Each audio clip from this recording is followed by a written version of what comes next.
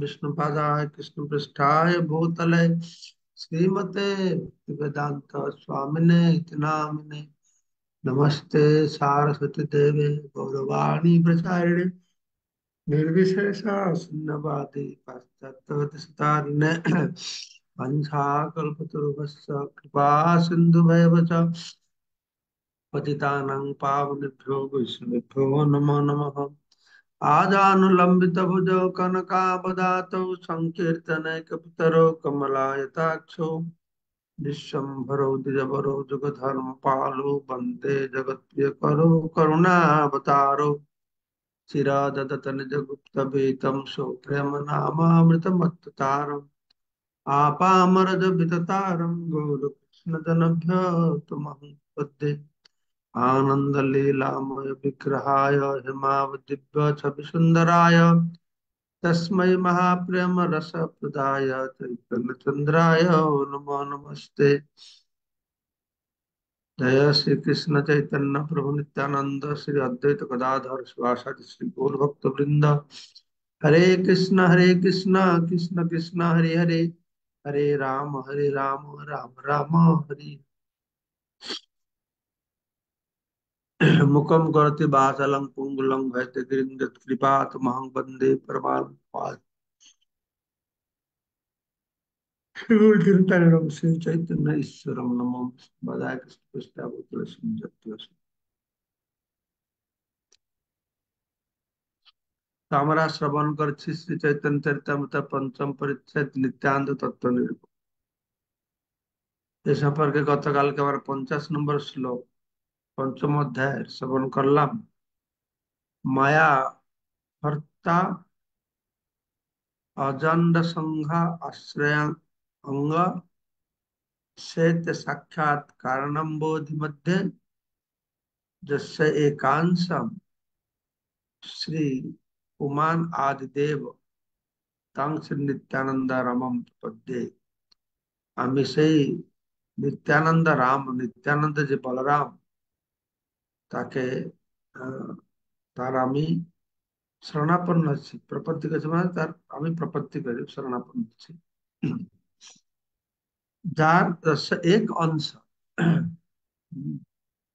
তার এক অংশে কে তার অংশ না, যিনি মায়া ভর্তা মায়া শক্তির অধীশ্বর অজান্ড সংঘ অজান্ড অর্থাৎ ব্রহ্মাণ্ড সমূহের আশ্রয় অঙ্গ, যার শ্রীঅঙ্গে ব্রহ্মাণ্ড সমূহ আশ্রয় করেছে, সেতে সাক্ষাৎ কারণম বোধি মধ্যে তিনি সাক্ষাৎ ভাবে কারণ সাগরে শয়ন করেছেন। তিনি শ্রী পুমান আদি দেব পরম পুরুষ, তিনি হচ্ছেন আদি দেব অর্থাৎ আদি পুরুষ অবতার। আমাদের তিনটে পুরুষ অবতার, তার প্রথম পুরুষ অবতার হচ্ছেন ইনি। তো তার বর্ণনা করতে গিয়ে বলা হচ্ছে বৈকুণ্ঠ বাহিরে যেই জ্যোতির্ময় ধাম, তাহার বাহিরে কারণ আর নবনাম। বৈকুণ্ঠ বাহিরে ব্রহ্মজ্যোতি জ্যোতির্ময় ধাম বলা হচ্ছে তাকে, যেরকম আমাদের পৃথিবী। আসলে ব্রহ্ম জ্যোতির ভিতরেই বৈকুণ্ঠ, তো যারা বৈকুণ্ঠে আছে তাদের জন্য ব্রহ্মজ্যোতিটা বাহিরে, তাই না?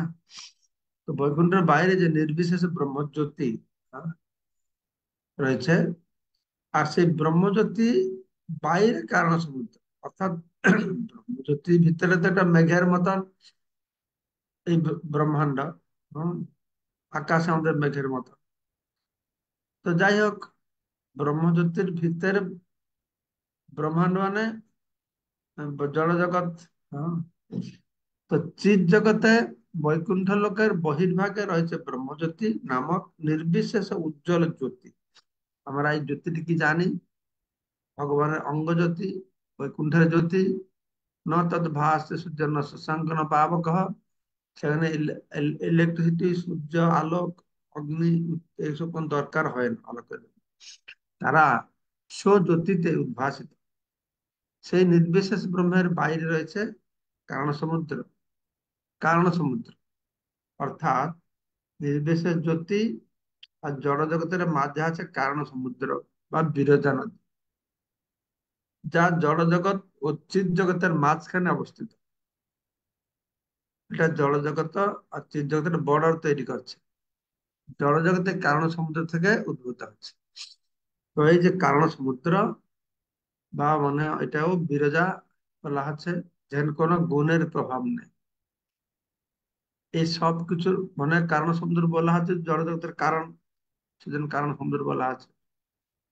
আর সেখানে কারণ সমুদ্রে কারণান্তক সাহেব বিষ্ণু শয়ন করেছেন, করে কি করছেন, কেবলমাত্র জড়া প্রকৃতি প্রতি দৃষ্টিপাত করছেন। দৃষ্টিপাত করে অসংখ্য জড় জগৎ সৃষ্টি করছে। বিরজা নদীর ওপারে আছে জড়া প্রকৃতি, বহু দূরে তার দৃষ্টিপাতের মাধ্যমে মায়াধক্ষণ প্রকৃতি সুইতে চরাচরম, প্রকৃতি পরে ইক্ষণ করছেন, মায়া অধীক্ষণ করছেন, ইক্ষণ করছেন, তাতে অসংখ্য জড়জগৎ সৃষ্টি হচ্ছে। এইটা হচ্ছে সূত্র। ঠিক আছে, ডিটেল আর অনেক জিনিস আছে। তো সুতরাং জড়জগতের সঙ্গে শ্রীকৃষ্ণের প্রত্যক্ষভাবে কোনো সংস্রব নেই। যেমন কৃষ্ণ কোথায় আর সৃষ্টি হচ্ছে কোথায়, মানে কত দূরে। কৃষ্ণ গোলক বৃন্দাবনে,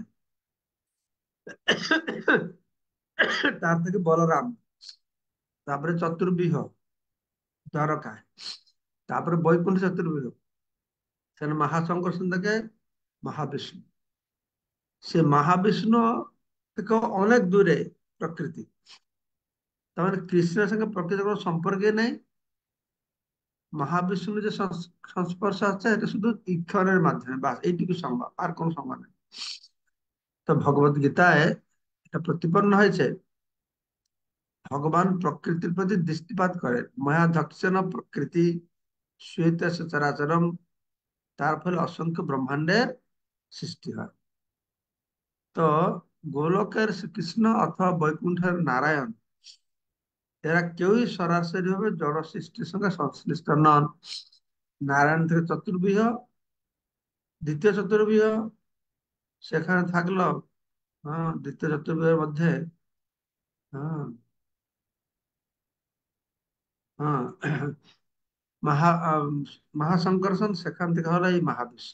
ঠিক আছে, তো এই কৃষ্ণ বা নারায়ণ এদের প্রত্যক্ষভাবে জড় সৃষ্টির সঙ্গে কোনো সম্পর্ক নেই। তারা প্রকৃতি থেকে বহু দূরে রয়েছেন। কারণতক সাহেব বিষ্ণু রূপে, কারণতক সাহেব বিষ্ণু রূপে এই মহাসংকর্ষণ কারণ সমুদ্র থেকে বহু দূরে অবস্থিত জড়া প্রকৃতির প্রতি দৃষ্টিপাত করে। এই মহাসংকর্ষণ, হ্যাঁ, জড়া প্রকৃতির প্রতি দৃষ্টিপাত করছেন কিভাবে না, কারণতক সাহেব বিষ্ণু রূপে, হ্যাঁ, তিনি জড়া প্রকৃতির উপরে দৃষ্টিপাত করছেন। জড়া প্রকৃতির সঙ্গে পরমেশ্বর ভগবানের যোগাযোগ কেবল তার দৃষ্টিপাতের মাধ্যমে, দৃষ্টির মাধ্যমে সবকিছু সৃষ্টি হবে।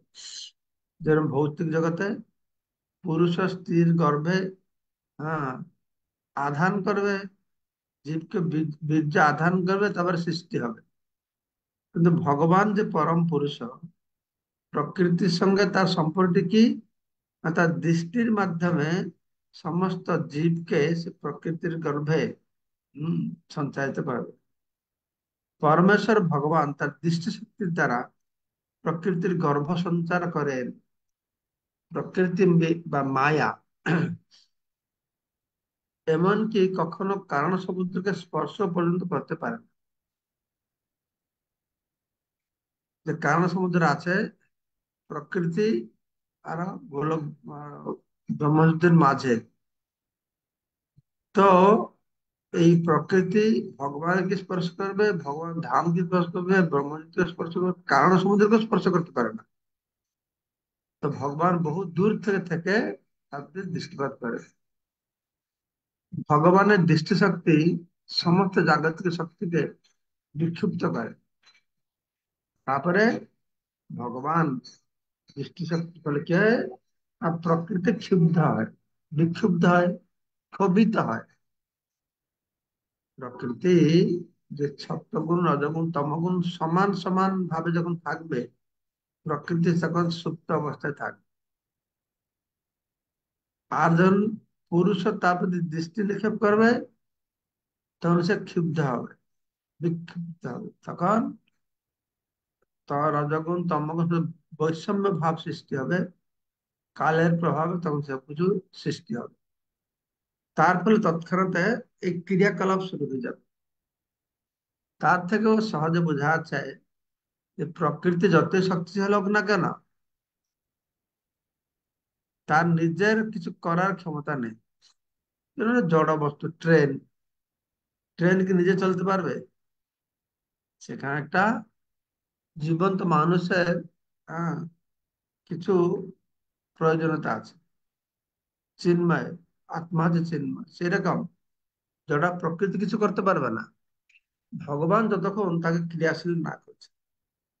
তার কার্যকলাপের শুরু হয় ভগবানের কৃপার প্রভাবে, তারপর সুনির্দিষ্ট পদ্ধতিতে পূর্ণ জড়জগৎ প্রকাশিত হয়।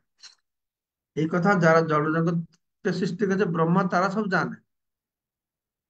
কিন্তু আমাদের এই অহংকারী সায়েন্টিস্টরা, যারা একটু ছোট ছোট গ্রহ উপগ্রহ একটু আকাশ স্যাটেলাইট নাকি পাঠিয়ে দিয়েছে, তারা মনে হচ্ছে আমরা কিছু করে দিচ্ছি। তারা বুঝতে পারছে না এই সব কিছুর পিছনে ভগবান আছেন। ভগবান করেন, আমরা করি। ভগবান যা করে সব পারফেক্ট করে, গঠনমূলক করে। আমরা যা করি সব ইমপারফেক্ট আর বিনাশমূলক কাজ করে। এটাই পার্থক্য। আগে যেরকম অসুরেরা হিরণ্যকশিপু বৃষ্টির জন্য ইন্দ্রের দরকার নেই, আগুন জন্য অগ্নিদেবতার দরকার নেই, বায়ু দেবতার দরকার নেই।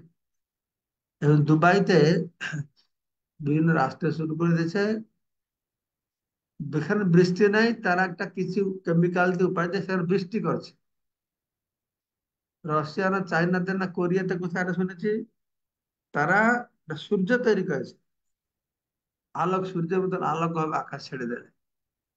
এইসব অসুরেরা এরকম করতো। হ্যাঁ, তো সেই অসুরদের প্রভাব এখন আমাদের জগতে ব্যাপকভাবে দেখা যাচ্ছে। তো এইটা হচ্ছে উপর দৃষ্টান্ত দিয়ে বলছেন যে যে ভগবানের দৃষ্টির মাধ্যমে, তার কৃপার মাধ্যমে জড়জগৎ প্রকাশিত হয়। প্রভুপাদ এটা দৃষ্টান্ত দিয়ে বলছেন, এটি অনেকটা স্ত্রীর গর্ভবতী হওয়ার প্রক্রিয়ার মতো। স্ত্রী এমনি গর্ভবতী হতে পারে না পুরুষের সংস্পর্শে না আসে।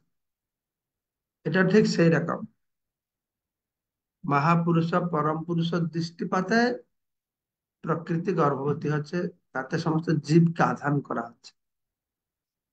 তো মাতা হচ্ছে নিষ্ক্রিয়, কিন্তু পিতা মাতৃগর্ভে তার শক্তি সঞ্চার করেন, জীবের আধান করেন। তো তার ফলে মাতা গর্ভবতী হন। তারপর গর্ভে সন্তানের জন্মগ্রহণ করার জন্য মাতা সমস্ত উপাদানগুলি সরবরাহ করে। ভগবান তো আত্মাকে প্রেরণা করবে, যেরকম পুরুষ জীবাত্মাকে মহিলার গর্ভে স্থাপন করে, কিন্তু তার যে শরীর তৈরি হবে, যে উপাদানগুলি, সেগুলো প্রকৃতি দেয়। হ্যাঁ, জীবাত্মা সে ভগবান কাছ থেকে, কিন্তু শরীরের উপাদানগুলি প্রকৃতি দেবে, তে সরবরাহ করে। এই যে প্রকৃতি আর মায়া, হ্যাঁ, প্রকৃতি দুই প্রকার, মায়া আর প্রধান।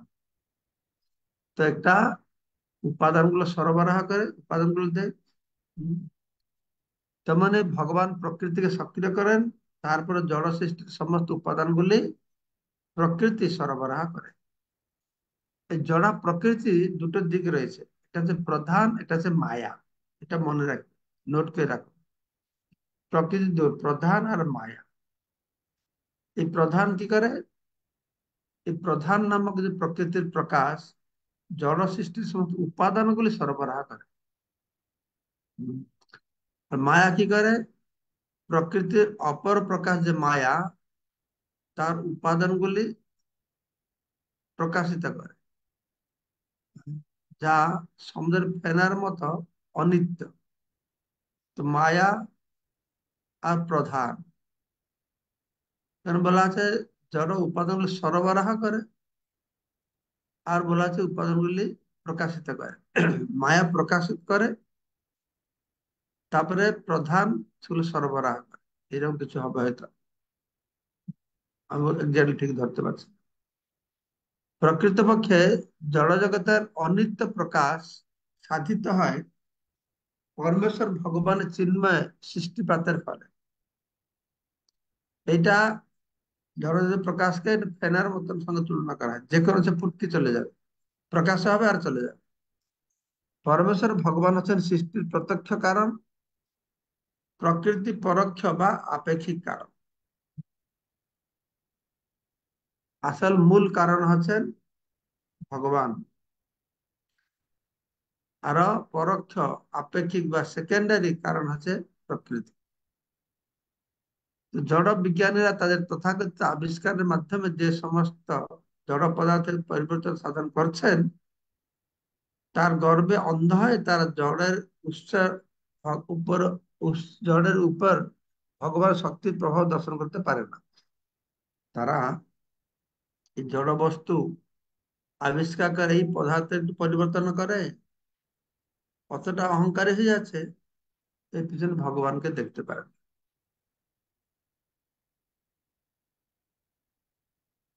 তো একটা কাঠ আছে, কাঠ থেকে চেয়ার তৈরি করা আছে, এর সব জিনিস মানুষের তৈরি করেছে, এর পিছনে ভগবানের হাতকে বুঝতে পারছে। গোপাল বলছেন নিউটন অনেক কিছু উদ্ভাবন করেছে, তো নিউটনের সব প্রশংসা করে, নিউটন যে ব্রেনটা কে তৈরি করেছে, এটা ভগবান করেছেন, তাকে কেউ বুঝতে পারে না, চিনতে পারে না। কৃষ্ণ গীতাও বলেছেন, এটা মুক্তোর হারের সাথে তুলনা করেছেন। পরে হারটাকে দেখে সবাই মনে করে কি সুন্দর কি সুন্দর, কিন্তু হারটাকে ধরে রেখেছে কে? না, সূত্র ধরে রেখেছে, তাকে কেউ দেখে না, তার মহিমা কেউ জানেও না, বর্ণনা করে না। ঠিক সেই রকম প্রকৃতিকে লোক দেখে খুব মুগ্ধ হচ্ছে, প্রকৃতির প্রশংসা করছে, প্রকৃতির পিছনে যে পুরুষ আছে তাকে মানুষ গ্রহণ করেছে। তো জড় বিজ্ঞানীরা তাদের তথাকথিত আবিষ্কারের মাধ্যমে জড় পদার্থের পরিবর্তন সাধন করেছেন, তার গর্বে অন্ধ হয় তারা জড়ের উপর ভগবানের শক্তির প্রভাব দর্শন করতে পারে না। এই পিছনে যে ভগবানের শক্তি কৃপা আছে, দর্শন করতে পারে না, কেননা এই একটু সাধারণ পদার্থ থেকে একটু কেমিস্ট্রি ফিজিক্স জানে, তারা খুব অহংকারী হয়ে যায়। তাই বৈজ্ঞানিকদের প্রতারণা ধীরে ধীরে মানুষকে ভগবত বিমুখ করে তুলছে। এভাবে বৈজ্ঞানিকদের কার্যকলাপ দেখে মানুষ মনে করছে আরো ভগবান কি লাগবে, যে বৈজ্ঞানিকরা সব করে ফেলছে, তারা তখন ভগবত বিমুখ হয়ে যাচ্ছে। তো তার ফলে জীবনের প্রকৃত উদ্দেশ্য তাদের ব্যর্থ হচ্ছে। জীবনের যে লক্ষ্য, হ্যাঁ, জীবনের লক্ষ্য থেকে ভ্রষ্ট হওয়ার ফলে জড়বাজার কি করছে না, আর আত্মনির্ভরশীল হওয়ার জন্য প্রাণপণ চেষ্টা করছে। জীবন লক্ষ্যটাকে চেষ্টা না করে কি করে আহার নিদ্রা ভোজ পরিশ্রম করে জীবনটা কাটিয়ে দাও, বাস এইটুকু। এরপরে যে কি আছে সেটা জানার জন্য কোনো তারা চেষ্টাই করছে না। তারা জানেন না যে ভগবানের কৃপা এই জড়জগৎ আপনার থেকেই আত্মনির্ভরশীল, আর জড়জগতে সবকিছু রয়েছে, হ্যাঁ, ভগবান সবকিছু ব্যবস্থা করে রেখেছে। এইভাবে সভ্যতার নামে সমস্ত মানব সমাজকে প্রচন্ড ভাবে প্রতারিত করে তারা জড় প্রকৃতির স্বয়ং সম্পূর্ণতা ভারসাম্য নষ্ট করছে। মূল কারণ সম্বন্ধে অবগত না হয়ে প্রাকৃতিক সর্বেসর্বা বলে মনে করা মূর্খ। প্রকৃতিকে আসল কারণ হচ্ছেন ভগবান, তো ভগবান না দেখে প্রকৃতির উপাসনা করছে, প্রকৃতির মহিমা গান করছে, প্রকৃতির সবকিছু, এটা হচ্ছে তার মূর্খতা। পারমার্থিক জীবনের চিন্ময় জ্ঞানবর্তিকা জ্বালিয়ে অজ্ঞান অন্ধকার দূর করার জন্য শ্রী চৈতন্য মহাপ্রভু আবির্ভূত হয়েছেন। তো মহাপ্রভু আমাদেরকে ভক্ত করতে চাইছেন, পারমার্থিক জীবনযাপন করতে চাইছেন। তো তার মাধ্যমে তিনি কি করেছেন? না, অজ্ঞান অন্ধকারকে দূরীভূত করেছেন। এইভাবেই তার অহেতুক কৃপার প্রভাবে তিনি সমগ্র জগৎকে জ্ঞানালোকে উদ্ভাসিত করেছেন। তো কৃষ্ণ শক্তি দ্বারা প্রভাবিত হয় মায়া কিভাবে ক্রিয়া করে সে কথা বিশ্লেষণ করার জন্য চৈতন্য চৈতামৃতের গ্রন্থকার অগ্নি ও লহদণ্ডের দৃষ্টান্ত দিয়েছে, যে কিভাবে এই জড়জগতের সৃষ্টি হচ্ছে। তা লহদণ্ড যদি অগ্নি নয় এবং অগ্নির সংস্পর্শে উৎপন্ন হয়, তা অগ্নিময় হয়ে উঠে। তেমনি জড় প্রকৃতির সমস্ত ক্রিয়া ও প্রতিক্রিয়া প্রকৃতপক্ষে প্রকৃতির ক্রিয়া নয়, তাহা হচ্ছে জড় পদার্থের মাধ্যমে প্রকাশিত পরম ঈশ্বরের শক্তির ক্রিয়া প্রতিক্রিয়া। লোহাকে যেরকম আগুন রেখে দিলে ও আগুন হয়ে যায়, তার আগুনের কারণটা কি? হচ্ছে অগ্নি, যা থেকে ফেলানো হয়েছে। ঠিক সেইভাবে এই জড়া প্রকৃতি যে ক্রিয়া প্রতিক্রিয়া, এটা প্রকৃতির কাজ নয়, এটা হচ্ছে জড় পদার্থের মাধ্যমে পরমেশ্বর ভগবানের শক্তির ক্রিয়া প্রতিক্রিয়া। বিদ্যুৎ শক্তি, আমার বিদ্যুৎ শক্তি, আচ্ছা, যেটা ইলেকট্রিসিটি বিদ্যুৎ শক্তি আছে, সেখানে তারের মধ্যে দিয়ে প্রভাবিত হয় ইলেকট্রিক কারেন্ট। তার অর্থ এই নয় যে তামাটা হচ্ছে বিদ্যুৎ শক্তি। বিদ্যুৎ শক্তি সৃষ্টি হচ্ছে অন্য জায়গায়, তামাটা দিয়ে তারা এসে লাইটটাকে জ্বালাচ্ছে। তাহলে আমরা বলবো তামাটাই বিদ্যুৎ শক্তি, তা না। তামাটা বিদ্যুৎ শক্তির সুপরিবাহী পরিবাহক। That's all। বিদ্যুৎ শক্তির উৎপাদন হয় তড়িৎ উৎপাদন কেন্দ্রে কোন সুদক্ষ জীবের তত্ত্বাবধানে। তেমন প্রকৃতির সমস্ত আয়োজনের আড়ালে রয়েছেন একজন মহান পুরুষ। তিনি তড়িৎ উৎপাদন কেন্দ্রের মেকানিক্যাল ইঞ্জিনের মতন একজন ব্যক্তি। তার এই বুদ্ধিমত্তার প্রভাবে সমস্ত জড়জগৎ সুনিয়ন্ত্রিত ভাবে পরিচালিত হচ্ছে। এইভাবে এই সৃষ্টির পিছনে ভগবানের হাত রয়েছে। লোক না দেখতে পারে, এই প্রকৃতিকে দেখে তারা মুগ্ধ হয়ে যাচ্ছে। তো জড়জগৎকে সক্রিয় করে প্রকৃতির যে গুণসমূহ, তা মূলত নারায়ণের দ্বারা সক্রিয় হয়। তো জড় প্রকৃতিকে প্রকৃতির গুণ সক্রিয় করে, জড় সক্রিয় প্রকৃতির গুণ সমূহ। গুণ মানে কি? সত্যগুণ যখন তমগুণ। হম এই সত্যগুণ তো ভগবান সক্রিয় করেন, তাহলে তো শুয়ে থাকে, সমান সমান হয়ে থাকে। ভগবান যখন দৃষ্টিপাত করে বৈষম্য সৃষ্টি হয়, তখন সৃষ্টি হয়। তা কিভাবে সাধিত হয় সে সম্বন্ধে একটি দৃষ্টান্ত দেওয়া যায়। কুমার যখন মাটির দ্বারা একটি মাটির পাত্র তৈরি করে, তো মাটি চাকা ও তার যন্ত্র সেই মূল পাত্রটি সৃষ্টির পরোক্ষ কারণ, কিন্তু কুম্ভকার হচ্ছেন মুখ্য কারণ। যেমন এই নারায়ণ হচ্ছেন সমস্ত জড় সৃষ্টির মুখ্য কারণ, আর প্রকৃতি জড় উপাদানগুলি সরবরাহ করেন। তাই নারায়ণ ব্যতীত অন্য সমস্ত কারণ অর্থহীন। ঠিক যেমন কুম্ভকার ব্যতীত চাকা ও যন্ত্রপাতি থাকলে সেটা অর্থহীন। চাকা থাকলে, যন্ত্রপাতি থাকলে মাটি কলস হবে না, কুম্ভকার দরকার। যেহেতু জড় বৈজ্ঞানিকেরা পরমেশ্বর ভগবানকে অবজ্ঞা করে, তাই তারা চাকার ঘূর্ণন, কুম্ভকারের যন্ত্রপাতি ও পাত্র তৈরির উপাদানগুলি সম্বন্ধে অত্যন্ত সচেতন হলেও স্বয়ং কুম্ভকার সম্পর্কে তারা সম্পূর্ণ অজ্ঞ। তাই আধুনিক বিজ্ঞান পরম কারণ সম্বন্ধে অজ্ঞানতা প্রসূত এক ভ্রান্ত ভগবত বিহীন সভ্যতার সৃষ্টি করছে। এই আধুনিক বিজ্ঞানটা এটা গডলেস সোসাইটি তৈরি করছে। বৈজ্ঞানিক প্রগতির উদ্দেশ্য হচ্ছে এক মহৎ লক্ষ্যের দিকে মানুষকে এগিয়ে নিয়ে যাওয়া। তো সেই মহৎ লক্ষ্যটি হচ্ছে পরমেশ্বর ভগবান, যার দ্বারা সবকিছু হচ্ছে। তো ভগবত গীতায় বলা হয় যে বহু জন্মান্তর ধরে গবেষণা করার পর জ্ঞানবান ব্যক্তি সর্বকারণের পরম কারণ পরমেশ্বর ভগবানকে জানতে পারে। বহু নাম জন্মানামান্তে জ্ঞানবান মাং প্রপদ্যন্তে।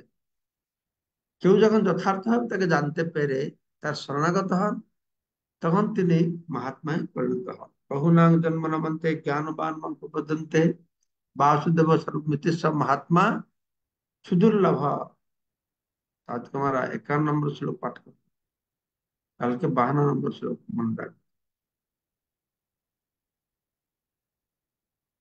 ঠিক আছে, কার কিছু বলার আছে?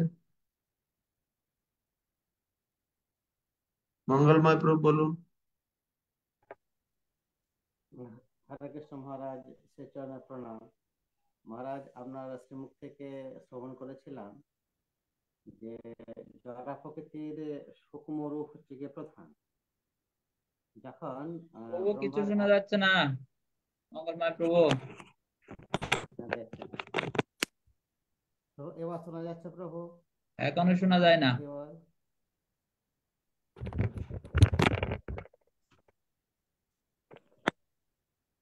হরে কৃষ্ণ প্রভু। মহারাজ দণ্ডবত প্রণাম। এবার শোনা যাচ্ছে প্রভু? শোনা যাচ্ছে না এবার তো প্রভু। শোনা যাচ্ছে না? শোনা যাচ্ছে কিন্তু অত ধীরে শোনা আছে, কিছু বোঝা যায় না। ভলিউমটা আওয়াজটা বেশি করুন। ভলিউম বেশি করলাম মহারাজ। আপনার হরে এটা জ্যাকটা লাগে না হেডফোনের। মহারাজ, আপনার শ্রীমুখ থেকে শ্রবণ করেছিলাম যে প্রধান হচ্ছে জড়া প্রকৃতির সূক্ষ্ম রূপ। যখন ব্রহ্মার 100 বছর পূর্ণ হয়ে যায়, যখন মহাপ্রলয় হয়ে যায়, তখন এই জড়জগতের সমস্ত কিছু মহাবিষ্ণুর শরীরে আশ্রয় গ্রহণ করে। তো এই যে এই সূক্ষ্ম রূপে, এই সূক্ষ্ম রূপটা হচ্ছে প্রধান। আবার ভগবান যখন মনে করেন যে বদ্ধ জীবকে আর একটা সুযোগ দেওয়া প্রয়োজন, তখন তিনি জড়া প্রকৃতিকে দৃষ্টিপাত করছেন।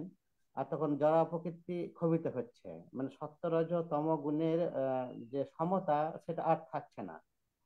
আর তখন এই যে প্রকাশিত হচ্ছে এটা মায়া, মায়াটা হচ্ছে স্থূল রূপ। এইরকম মহারাজ আপনার শ্রীমুখ থেকে শ্রবণ করেছি বলে আমার মনে পড়ছে। তো উপাদানটা সূক্ষ্ম, আর জড় প্রকৃতিটা স্থূল। এরকম মহারাজ সূক্ষ্ম শ্রবণ কোনটা? উপাদান, প্রধান প্রধান প্রধানটা সূক্ষ্ম। জড় প্রকৃতির সূক্ষ্ম রূপ হচ্ছে গিয়ে প্রধান, যখন মহাবিষ্ণুর শরীরে থাকছে।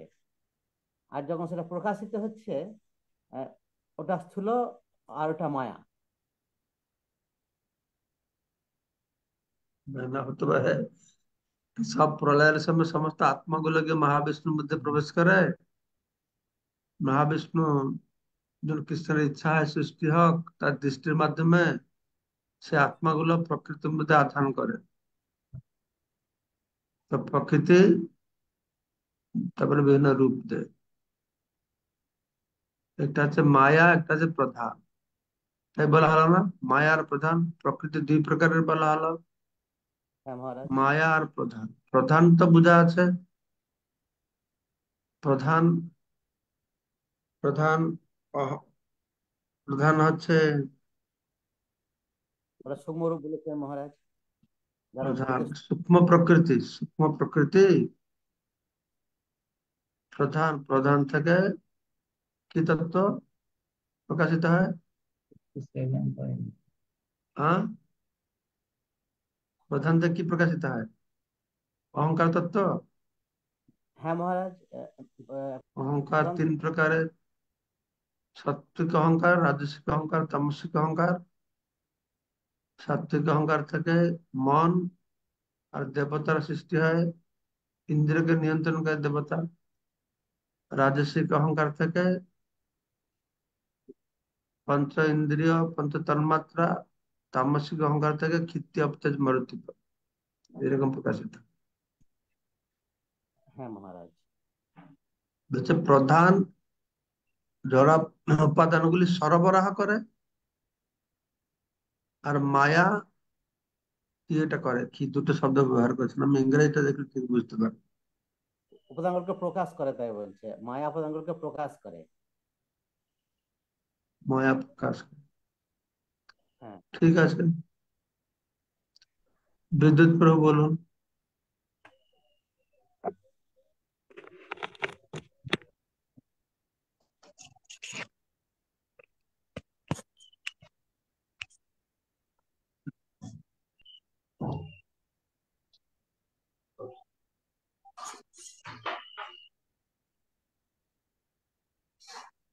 আপনি তো আনমিউট করেন, মিউট করে রেখেছেন। মিউট করে রেখে বললে কি করে হবে? মিউট হচ্ছে না, আনমিউট হচ্ছে না। অপশন দিচ্ছে না। সুন্দর, বিদ্যুৎ প্রভু আনমিউট করতে পারছেন না। হ্যাঁ, আনমিউট করেন এখন। হ্যাঁ হ্যাঁ হ্যাঁ, অভিষ্ট দলন প্রণাম মহারাজ, আপনার শ্রীচরণে।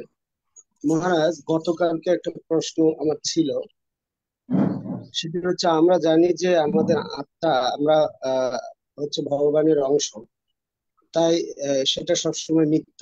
কিন্তু এখানে তাৎপর্য শেষের দিকে একটা বিষয় বলা হয়েছে, এই বিষয়টা বুঝতে পারিনি। চিৎ স্ফুলিঙ্গ রূপ জীবের জড়া প্রকৃতির সঙ্গ প্রভাবে নিষ্ক্রিয় হয়ে যাওয়ার প্রবণতা রয়েছে, এখানে এরকম বলা হচ্ছে। তো আমার কথা হচ্ছে যে জীবের মধ্যে যতক্ষণ আত্মা থাকবে ততক্ষণ পর্যন্ত নিষ্ক্রিয় হবে কিভাবে? কোথায় লেখা আছে? এটা 41 নম্বর শ্লোকের একেবারে শেষের প্যারাগ্রাফে। যে বাপরে বাপ, 41 নম্বর শ্লোকে পৌঁছে দেওয়া करने का पड़ा 37 41 নম্বর শ্লোকে একেবারে শেষের প্যারাগ্রাফে মানে বিরাট বড় তাৎপর্য। খুব বেশি বড় না, শেষের দিকে 2-3 লাইন এটা এর সম্পর্কে বলা আছে, আমি একটু রিডিং করি। 41।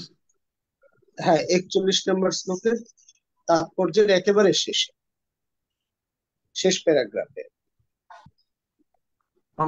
41 নম্বর শ্লোকে লেখা আছে, শেষ প্যারাগ্রাফে, হ্যাঁ শঙ্করসন হচ্ছেন অনন্ত ব্রহ্মাণ্ডের স্রষ্টা, কারণোদকসাই বিষ্ণুর উৎস, এবং সেই শঙ্করসন হচ্ছেন নিত্যানন্দ রামের অংশ প্রকাশ। Last line. আচ্ছা, তার উপরে, তার একটু উপরে ওখানে মাঝখানে লেখা আছে। হ্যাঁ তাই শঙ্করসনকে কখন কখন সমগ্র জীব বলা হয়। চিৎ স্ফুলিঙ্গ রূপে জীবের হ্যাঁ জড়া প্রকৃতির সঙ্গ প্রভাবে নিষ্ক্রিয় হয়ে যাওয়ার প্রবণতা রয়েছে। ঠিক যেমন একটি আগুনের স্ফুলিঙ্গ আগুন থেকে বেরিয়ে এলে লিভে যায়, কিন্তু পরম পুরুষের সঙ্গ প্রভাবে জীবের চিন্ময় প্রকৃতি প্রকাশিত হতে পারে। জীব যেহেতু জড় রূপে অথবা চেতন রূপে প্রকাশিত হয়, তাই তাকে বলা হয় তটস্থ শক্তি। সত্যি। এই জীবাত্মাকে তটস্থ শক্তি বলা হচ্ছে এই জন্য। জড় রূপে মানে কি সে জড় হয়ে যায় তা নয়, সে চিন্ময় হলেও জড় গুণের প্রভাবে প্রভাবিত হয়। কখন ভগবান সঙ্গে থেকে যোগমায়ের আন্ডারে কাজ করে, কখন মহামায়ের আন্ডারে কাজ করে, সেই উদ্দেশ্যে বলা হচ্ছে। আর জীব ভগবানের অংশ নয়, ভগবানের জীব শক্তির অংশ। ঠিক আছে, জীব ভগবানের অংশ নয়, বলা আছে আমার অংশ কিন্তু ভগবানের শক্তির অংশ। তো জড় প্রকৃতির পর যে নিষ্ক্রিয় হয়ে যায়, নিষ্ক্রিয় প্রবণতা আছে। নিষ্ক্রিয় প্রবণতা আছে মানে কি, এই তটস্থা জীব শক্তি মায়ার দ্বারা আকৃষ্ট হওয়ার প্রবণতা রয়েছে। যেন ক্ষর অক্ষর, অক্ষর মানে যার পতন হয় না, ক্ষর মানে যার পতন হওয়ার প্রবণতা রয়েছে। তো সেইভাবে এটাকে বর্ণনা করে বলা হচ্ছে। আচ্ছা আচ্ছা, এটাকে কি শব্দটাকে নিষ্ক্রিয় বলে অনুবাদ করা হয়েছে দেখতে হবে, ইংরেজি হলে সুবিধা হয়। সেটাই না, সেটাই। আত্মা নিষ্ক্রিয় হবে না, সবসময় সক্রিয় থাকবে। তো জড় প্রভাবে এসে যেরকম আত্মা চিন্ময়, কিন্তু জড় দেহ সংস্পর্শে এসে দেহকে আমি মনে করছি, অর্থাৎ জড় হয়ে গেছে। দেহকে আমি মনে করি দেহাত্ম বুদ্ধি যখন হয়ে যাচ্ছে, তা জড় বলে পরিগণিত করা হচ্ছে, এরকম একটা। আচ্ছা মহারাজ, আজকে যেখানে হলো সেখানে ওই যে জড় প্রকৃতির দুইটি দিক রয়েছে। প্রধান নামক প্রকৃতির প্রকাশ জড় সৃষ্টির সমস্ত উপাদানগুলি সরবরাহ করে, আর মায়া নামক প্রকৃতির অপর প্রকাশ তার উপাদানগুলি প্রকাশিত করে। এখানে সরবরাহ করা আর প্রকাশিত করা তো একই রকম আর সেটা তো মনে আমি হচ্ছে। বললাম, এটা তো ক্লাসে আমি বললাম, এটা কি পার্থক্য আমি বুঝতে পারছি না। হ্যাঁ, সেটাই। প্রধান থেকে সরবরাহ করে, এটা হতে পারে একজন প্রকাশ করলো আর একজন সেগুলো ডিস্ট্রিবিউট করলো, কার্যকলাপ করলো, এটা হতে পারে। আচ্ছা আচ্ছা আচ্ছা। এইটা আমি মেন্টাল স্পেকুলেশন করে বলছি। যেরকম সরকার রেশন দিয়ে দিচ্ছে, সরবরাহ হ্যাঁ। করেছে কারা? যারা ডিলার, তারা সরবরাহ করছে আচ্ছা, হ্যাঁ। সেইভাবে। কিন্তু কিভাবে প্রধানটা আমাদের ক্লিয়ার, প্রধান আমরা জানি সূক্ষ্ম প্রকৃতিতে প্রধান বলা হচ্ছে, যার থেকে অহংকার তত্ত্ব, অহংকার তত্ত্ব তিনবার, এটা তা থেকে উপাদান গুলো আসলো, ঠিক আছে, উপাদান সরবরাহ। তো মায়া প্রকৃতি প্রকাশ করে, অর্থাৎ মায়া থেকে এগুলো প্রকাশিত হয়, তারপরে এগুলো হয়তো এরকম কিছুটা হবে। এটা আমি আমার কাছে ক্লিয়ার হচ্ছে না। ঠিক আছে মহারাজ। হরে কৃষ্ণ, ধন্যবাদ, প্রণাম করছি। জয়।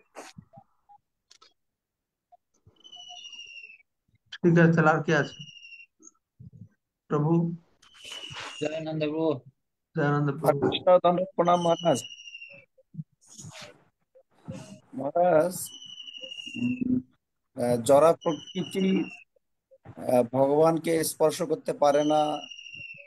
আপনি বলছেন যে কারণ সমুদ্রকে পর্যন্ত স্পর্শ করতে পারে না। আহ, কিন্তু আমরা একটা জিনিস শুনেছি যে ভগবানের রোমকূপ থেকে এই ব্রহ্মাণ্ডগুলো প্রকাশিত হয়। এই ব্রহ্মাণ্ডগুলো প্রকাশিত হয় কারণোদকশাই বিষ্ণুর লোমকূপ থেকে। আবার মহারাজ, আহ, তামসিক অহংকার থেকে আকাশ তৈরি হচ্ছে, ওই যে আমাদের পঞ্চ ভৌতিক জিনিসগুলো তৈরি হচ্ছে। আহ, এখন মহারাজ, আমার একটা কমপ্লিকেশন মনে হচ্ছে যে কার্ণাতিক সেই বিষ্ণু থেকে যদি, রোমকূপ থেকে যদি ব্রহ্মাণ্ড গুলো তৈরি হয়, শূন্য আহ, ফাঁকা জায়গাটা তৈরি হয়, আবার তামসিক অহংকার থেকে আকাশ, পঞ্চ, এই যে আমাদের পঞ্চমহাভূত তৈরি হচ্ছে, আকাশ, তারপরে বাতাস, তারপরে অগ্নি, তারপরে জল, তারপরে মাটি তৈরি হচ্ছে। এই জায়গাগুলো মানে একটার পর একটা সিরিয়ালি মানে একটু বিভ্রান্তিকর, মানে ক্লিয়ারলি আসলে রোম থেকে তৈরি অবশ্যই, হচ্ছে। এটা অবশ্যই বিভ্রান্তিকর হবে। যে আমাদেরকে যে কেউ এরোপ্লেন কিভাবে তৈরি হয়ে বুঝাবে, যেরকম আমাদের মাথা গুলিয়ে যাবে কি বলছে। এটা সেই রকম ব্যাপার হচ্ছে। আপনার মুখ্য একটা প্রশ্ন এরকম হতে পারে যে আপনি বলছেন মায়াকে স্পর্শ, মায়া স্পর্শ করে না, মায়া অনেক দূরে থাকে। আবার বলা হচ্ছে মহাবিষ্ণুর শরীর থেকে ব্রহ্মাণ্ড সৃষ্টি হচ্ছে, এটা উপাদান। এটা আমি যেভাবে ভাবছি কি, এটাকে বোঝা একটু মুশকিল হবে, কি করে আমরা বুঝবো মায়া শক্তিটা। আমি আমি এরকম একটা প্রশ্ন করেছি বহু বছর, একবার 20-25 বছর আগে রাধা গোবিন্দ মহারাজকে ক্লাসে প্রশ্ন করেছি যে যে ভগবান যে মায়াকে দৃষ্টি করেন, মায়া তখন কোথায় থাকে, কোন জায়গাটা থাকে? তো মহারাজ হাসছে, বলছে কি মায়া কোন জায়গায় থাকে? মহারাজ আর কিছু বলতে পারলো না। তো সেই জন্যই আমার মনে হয় একটা হচ্ছে ইন প্রিন্সিপল, আর একটা হচ্ছে ডিটেল। মৌলিক ভাবে দেখা আছে ভগবান দৃষ্টিপাত করেছেন, তার দৃষ্টির দ্বারা প্রকৃতি, সূক্ষ্ম প্রকৃতির ক্ষোভিত হচ্ছে। তারপর তার দৃষ্টি দ্বারা মায়া, মায়া কি করছে, এখানে কি লেখা আছে, মায়া সৃষ্টি করছে, ঠিক আছে, মূল উপাদানগুলি সৃষ্টি করছে। তারপরে এগুলো সব সংযোজন হচ্ছে, এটাকে বোঝা বড় মুশকিল যে ভগবানের লোমকূপ থেকে ব্রহ্মাণ্ড গুলো বেরোচ্ছে। যেরকম একদিন আমি এটা মহারথীকে জিজ্ঞাসা করলাম, তাহলে মহাবিষ্ণুর শরীর থেকে লোমকূপ থেকে যদি ব্রহ্মাণ্ড সৃষ্টি হয়, কত বড় বড় ব্রহ্মাণ্ড, আমাদের ব্রহ্মাণ্ড ছোট, তাহলে ওর গায়ে কি বড় বড় ফুটা আছে নাকি, গর্ত আছে? তাহলে যে কিরকম লোক হবে, তার সব বড় বড় ব্রহ্মাণ্ড গুলো লোমকূপ গুলো তাহলে বিরাট বড় বড় করতে হবে। তো মহারাজ বললো, না না সেরকম নয়। যখন মহাবিষ্ণুর শরীর থেকে ব্রহ্মাণ্ড গুলো বেরোবে, ছোট্ট পদ্ম ফুলের বীজের মতন বেরোবে, আর বেরোবার পরে আস্তে আস্তে আস্তে আস্তে বড় সাইজ হয়ে বিভিন্ন সাইজ হবে। এরকম বিভিন্ন ইনফরমেশন আছে যেটাকে আমাদের বুঝাটাকে একটু সাহায্য করবে।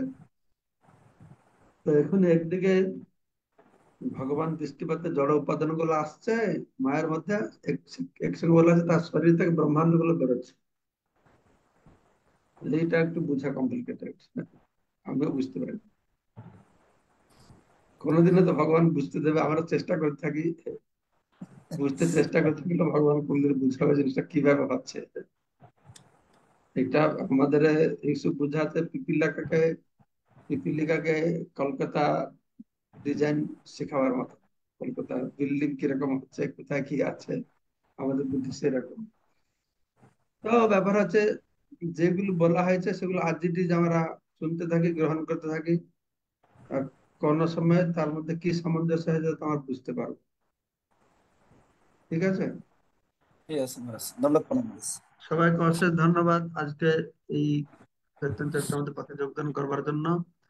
বাঞ্ছা কল্পতরুভ্যশ্চ কৃপা সিন্ধুভ্যেব চ পতিতানাং পাবনেভ্যো নমো বৈষ্ণবেভ্যো নমো নমঃ। নমঃ। জয় শ্রী শ্রীমদ ভক্তি বেদান্ত স্বামী মহারাজ জয়, জয় শ্রী মহারাজ জয়, অনন্ত কোটি বৈষ্ণব ভক্ত জয়, সমবেত